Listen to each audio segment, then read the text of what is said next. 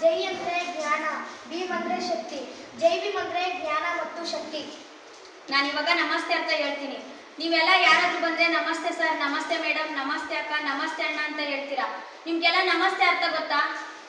ನ ಅಂದರೆ ಇಲ್ಲ, ಮಸ್ತೆ ಅಂದರೆ ದಿಮಾಕ್, ಬ್ರೈನ್, ಬುರ್ರ ಅಂತ ಅರ್ಥ. ನಮಸ್ತೆ ಹೇಳೋರಿಗೆಲ್ಲ ತಲೆಯಲ್ಲಿ ಬುದ್ಧಿ ಇಲ್ಲ ಅಂತ ಅರ್ಥ. ಇಷ್ಟು ಹೇಳಿದ್ಮೇಲೆ ನೀವೆಲ್ಲ ನಮಸ್ತೆ ಹೇಳ್ತೀರಾ ಅಥವಾ ಜೈ ಭೀಮ್ ಹೇಳ್ತೀರೋ? ಜೈ ಜೈ ಜೈ ಜೈ ಜೈ ಭೀಮ್.